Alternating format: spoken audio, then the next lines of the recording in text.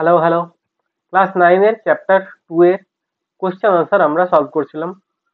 Last পার্টে প্রথম ভিডিওতে আমরা কিছুগুলো কোশ্চেন আনসার সলভ করেছি এমসিকিউ।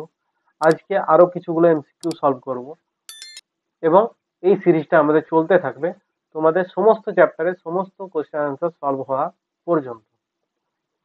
সামনে সেমিস্টার পরীক্ষা তোমাদের, আশা করছি এই সেশনগুলোর থেকে তোমরা প্রচুর পরিমাণে কোশ্চেন পাবে এবং এমসিকিউ পরীক্ষাতে এমসিকিউ কোশ্চেনে একটা সুবিধা হয়েছে, এখানে নাম্বার কাটার সুযোগ কম। তাই তোমরা যতগুলো ঠিক করবে তত মার্কস তোমরা পেয়ে যাবে, আর যত প্র্যাকটিস করবে তত বেশি তোমাদের মার্কস ইমপ্রুভ হবে। তাই এই ভিডিও সিরিজটার সঙ্গে তোমরা সঙ্গে থাকো, বন্ধুদের সঙ্গে শেয়ার করো, চ্যানেলটা সাবস্ক্রাইব করে রেখো, তাতে আমাদের প্রত্যেকটা ভিডিও তোমাদের নোটিফিকেশনে চলে যাবে।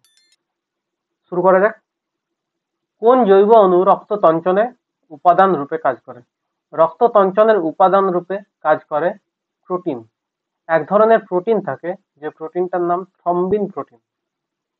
প্রোথ্রম্বিন থেকে থ্রম্বিন প্রোটিনে রূপান্তরিত হয় এবং সেই থ্রম্বিন প্রোটিনগুলো একটা ক্লাস্টার তৈরি করে এবং এই তুলোর থোকার মতো ক্লাস্টার একটা তৈরি করে আমাদের যেখানটায় কেটে যায় সেই অংশটাতে রক্তটাকে বেরোতে দেয় না, আটকে দেয় রক্তটাকে, সেটাকেই রক্ত তঞ্চন আমরা বলি। তাই উত্তর হবে প্রোটিন। চুল ও নখে কোন প্রোটিন থাকে? চুল ও নখের মধ্যে থাকে কেরাটিন প্রোটিন।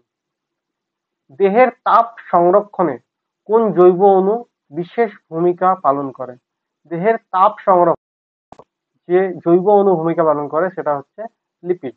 লিপিড দেহের মধ্যে থাকলে সেই লিপিড তাপের ইনসুলেটর হিসেবে কাজ করে। তাপটাকে ভেতর থেকে বাইরে বেরোতে দেয় না এবং বাইরে থেকে ভেতরে ঢুকতে দেয় না। মেলানিন রঞ্জক ও থাইরক্সিন হরমোনের উৎস হলো?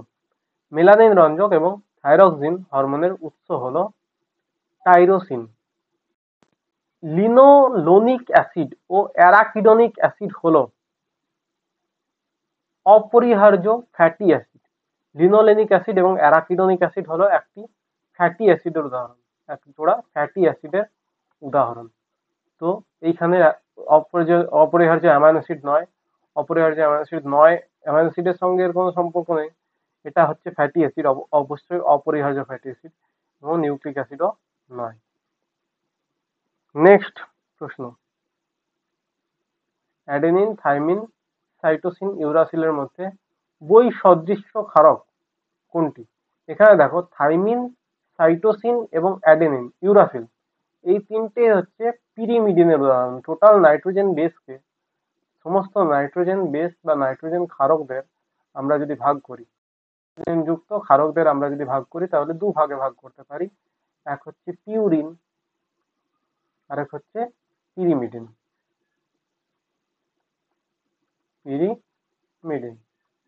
এই পিউরিন হয় দুই ধরনের, অ্যাডেনিন এবং গুয়ানিন। আর পিরিমিডিন হয় তিন ধরনের, সাইটোসিন, থাইমিন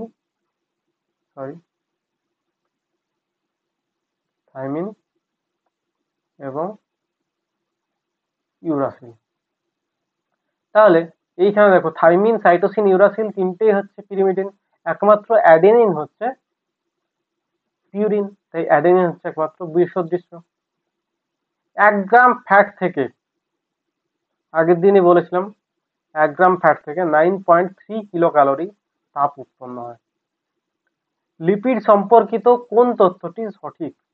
লিপিড হলো ফ্যাটি অ্যাসিডের, ঠিক এস্টার বন্ড দিয়েই লিপিড তৈরি হয়। ফ্যাটি অ্যাসিড এবং অ্যালকোহলের সঙ্গে এস্টার বন্ড দিয়ে যুক্ত হয় আর তার ফলে লিপিড তৈরি হয়। সঞ্চয়ী খাদ্য হিসেবে লিপিড দেহে সঞ্চিত হয়, এটাও সত্য। দেহ তাপ নিয়ন্ত্রণে উল্লেখযোগ্য ভূমিকা পালন করে, এটাও সত্যি, একটু আগেই বললাম। লিপিড আমাদের শরীরের মধ্যে বাইরের থেকে ভেতরে তাপ ঢুকতে দেয় না, আবার ভেতরের তাপ বাইরে বেরোতে দেয় না। অ্যাসিড ক্ষারের ভারসাম্য রক্ষা করে, লিপিড ডাইরেক্টলি কোনো অ্যাসিড বা ক্ষারের ভারসাম্য রক্ষা করতে পারে না। তাই কোন তথ্যটি সঠিক নয় বলা হয়েছে? সঠিক নয় হয়ে যাবে অপশন ডি। কোন ভিটামিন অস্থি ও রক্তে ক্যালসিয়ামের সাম্যতা বজায় রাখে, ক্যালসিয়ামের সাম্যতা বজায় রাখে। এটা হচ্ছে option D, vitamin D. Vitamin D আমরা ছোটবেলা থেকে পড়েছি, হাড়কে শক্ত করে ভিটামিন ডি, হাড়ের মধ্যে ক্যালসিয়াম জমা করে, রক্তের মধ্যে ক্যালসিয়াম যদি বেশি থাকে সেইটা হাড়ের মধ্যে নিয়ে যায়। রক্তাল্পতা প্রতিরোধী ভিটামিন হলো, রক্তাল্পতা প্রতিরোধ করে ভিটামিন বি 12। Vitamin B 12। এবার ভিটামিন বি 12 এর রাসায়নিক নাম যদি দেখি তবে আমরা জানতে পারবো এগুলোর মধ্যে কোনটা। ভিটামিন বি 12 এর রাসায়নিক নাম হচ্ছে সায়ানোকোবালামিন। সায়ানোকোবালামিন। এখানে কোন অপশনে আছে? অপশন সি তে রয়েছে সায়ানোকোবালামিন ম্যালিক অ্যাসিড, তাই অপশন সি সঠিক উত্তর হয়ে যাবে। নেক্সট প্রশ্ন দেখি, নিম্নের কোন ভিটামিনের অভাবে রক্তক্ষরণ বন্ধ হয় না? কোন ভিটামিনের অভাবে রক্তক্ষরণ বন্ধ হয় না? যে ভিটামিন রক্ত তঞ্চন ঘটায় তার অভাবে রক্তক্ষরণ বন্ধ হবে না, মানে রক্ত তঞ্চনটা ঘটবে না সেইটা। যে ভিটামিন রক্ত তঞ্চন বাড়ায়, রক্ত তঞ্চনে সাহায্য করে, সেটা হচ্ছে ভিটামিন কে। তাই এখানে ভিটামিন কে এর অভাবে রক্তক্ষরণ বন্ধ হয় না।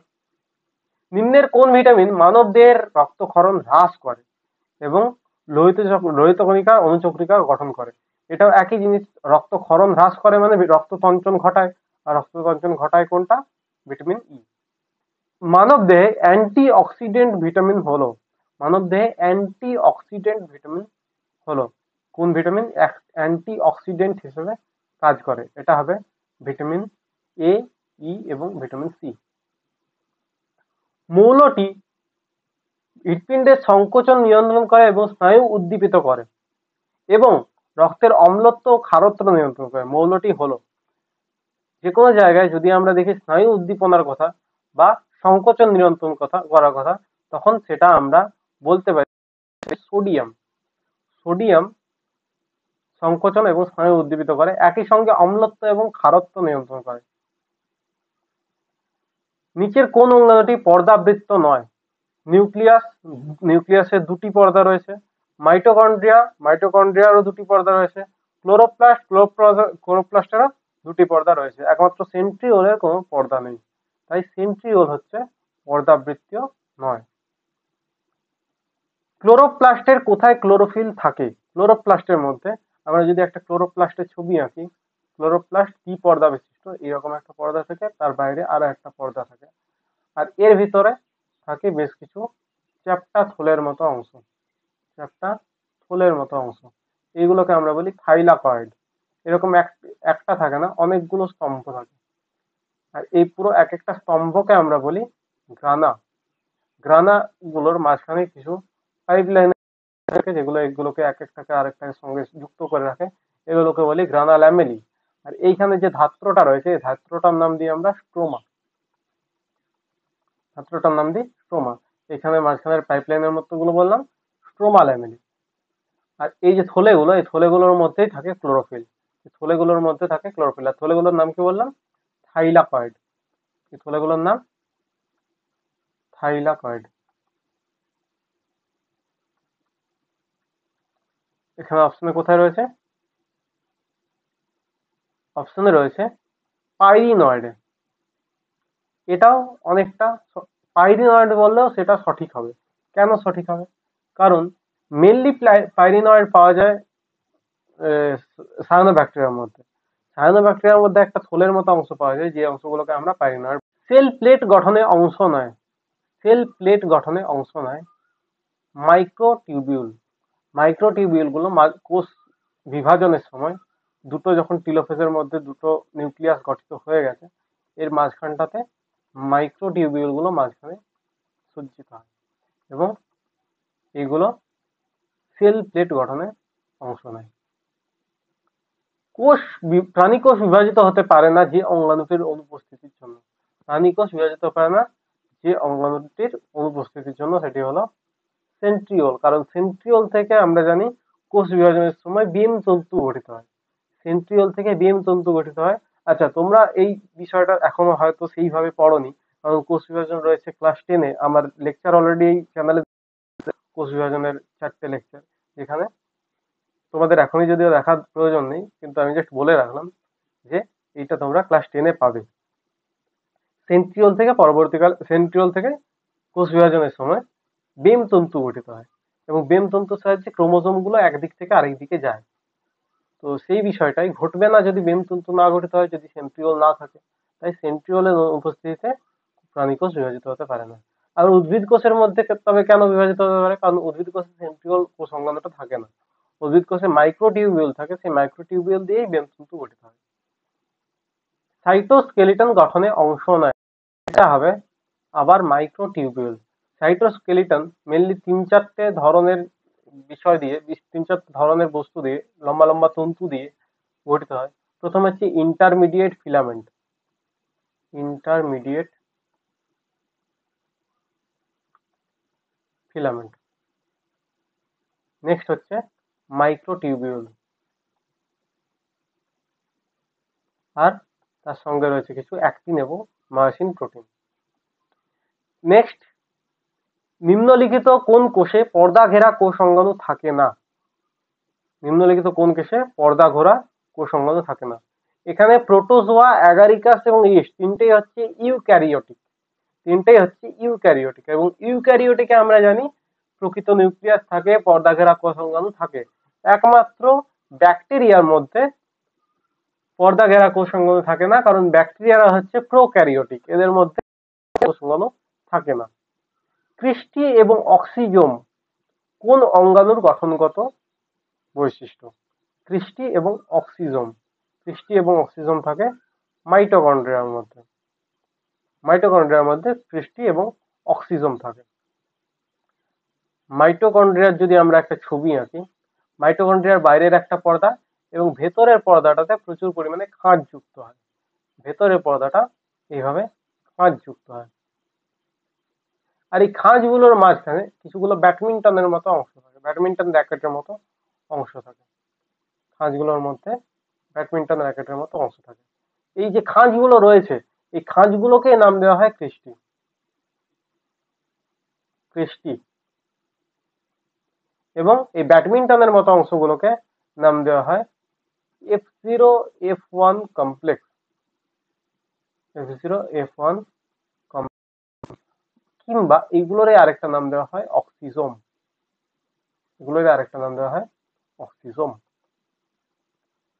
গ্রানা ও স্ট্রোমায় কোন কোষীয় অঙ্গাণুর গঠনগত বৈশিষ্ট্য? গ্রানা এবং স্ট্রোমা কোন কোষীয় অঙ্গাণুর গঠনগত বৈশিষ্ট্য, মানে গ্রানা এবং স্ট্রোমা কোন অঙ্গাণুর মধ্যে পাবো? আমি একটু আগেই এই ছবিতে দেখালাম যে গ্রানা এবং স্ট্রোমা এই অংশটায়, এই যে এক একটা স্তম্ভ আছে, থাইলাকয়েডের স্তম্ভ আছে, এই স্তম্ভগুলোকে একসঙ্গে আমরা বলি গ্রানা। এবং এই মাঝখানের যে ধাত্রটা রয়েছে, যে তরলটা রয়েছে, এই তরলটাকে নাম দিই আমরা স্ট্রোমা। তাহলে এইটা কোন অঙ্গাণু ছিল? এটা ছিল ক্লোরোপ্লাস্ট বা প্লাস্টিড লিখি। তবে এখানে দেখো প্লাস্টিডের একটা অপশন আছে ক্লোরোপ্লাস্টিড। খাদ্য উৎপাদন, সঞ্চয় এবং পরিবহন। তাহলে খাদ্য উৎপাদন কমা হবে একটা, সঞ্চয় এবং পরিবহন কোন উদ্ভিদ কলার কাজ?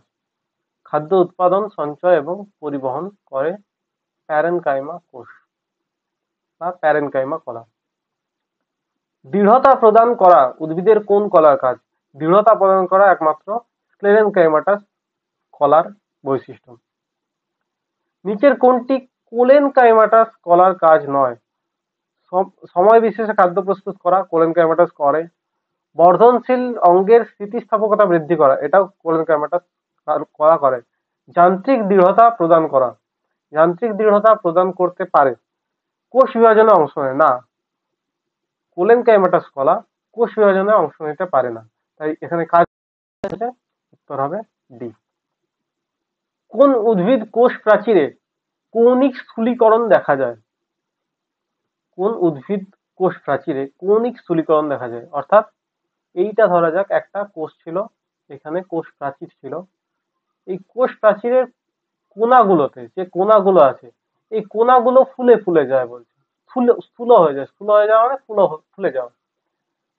এই কোনাগুলো ফুলে ফুলে যায়। কেন ফুলে যায়? এই কণাগুলোতে কিছু ডিপোজিশন এসে জমা হয়, কিছু সুবেরিন বা পেকটিন এই জাতীয় জিনিস শর্করা জমে জমে যায়। এবার এই সাইটগুলো, এবার কোষপ্রাচীর ফুলে যাওয়া বা সুবেরিন পেকটিন জমা হওয়া, এগুলো আমরা কোলেনকাইমাটাস এবং স্ক্লেরেনকাইমাটাস দু ধরনের কোষের মধ্যেই দেখতে পাবো। কিন্তু শুধুমাত্র কোনা যদি ফুলে থাকে তাহলে সেটাকে বলবো কোলেনকাইমাটাস। আর যদি পুরো কোষ প্রাচীরটাই ফুলে থাকে, পুরো কোষ প্রাচীরটাতেই জমা হয়ে থাকে, সেইটা হবে স্ক্লেরেনকাইমাটাস। কোন উদ্ভিদ কলার কোষ প্রাচীরে লিগনিন দেখা যায়? অবশ্যই লিগনিন দেখা যায় স্ক্লেরেনকাইমাটাস কলায়। কোন নিচের কোনটি প্যারেনকাইমা কলার প্রকারভেদ নয়? প্যারেনকাইমা কলার প্রকারভেদ নয়। ইডিওব্লাস্ট, অ্যারেনকাইমা, ক্লোরেনকাইমা, স্ক্লেরয়েড সেল। এখানে একমাত্র স্ক্লেরয়েড সেল হচ্ছে স্ক্লেরেনকাইমাটাস কলার উদাহরণ। তাই স্ক্লেরেনকাইমাটাস হচ্ছে প্যারেনকাইমাটাস কলার প্রকারভেদ নয়। নিচের কোন সজীব কোষে নিউক্লিয়াস থাকে না? নিচের কোন সজীব কোষে নিউক্লিয়াস থাকে না? সজীব কোষ কিন্তু নিউক্লিয়াস থাকে না একমাত্র সিব নলে। ফ্লোয়েমের মধ্যে চারটে অংশ। ফ্লোয়েম যদি আমরা দেখি, ফ্লোয়েমের চারটে অংশ, চার ধরনের কোষ থাকে ফ্লোয়েমের মধ্যে। এক হচ্ছে সিভ নল, SIEV, সিভ টিউব। দুই হচ্ছে সঙ্গী কোষ বা companion cell, companion cell. Next হচ্ছে ফ্লোয়েম প্যারেনকাইমা, প্যারেনকাইমা। এবং থার্ড হচ্ছে ফ্লোয়েম ফাইবার, ফ্লোয়েম ফাইবার। এইখানে ওপরের তিনটে সিবনল, সঙ্গী কোষ এবং প্যারেনকাইমা, এই তিনটে কোষ হচ্ছে জীবিত কোষ, সজীব কোষ। এবং এই সজীব কোষের মধ্যে একমাত্র সিবনলের মধ্যে নিউক্লিয়াস থাকে না, বাকিগুলোতে নিউক্লিয়াস থাকে।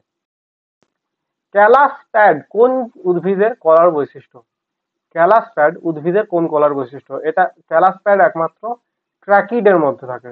উদ্ভিদের জাইলেমের চারটে অংশ, tracheid, trachea, xylem parenchyma, xylem fibre.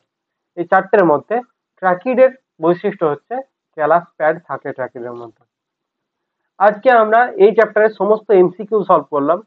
এরপর এই চ্যাপ্টারের বাকি যে 1 নম্বরের SAQ গুলো রয়েছে বা বৈসাদৃশ্য বা স্তম্ভ মেলানোর যে অংশগুলো রয়েছে, সেইগুলো আমরা নেক্সট ভিডিওতে সলভ করব। টাটা। চ্যানেলটা তোমরা এখনো যদি সাবস্ক্রাইব না করে থাকো, সাবস্ক্রাইব করে নেবে। বাই।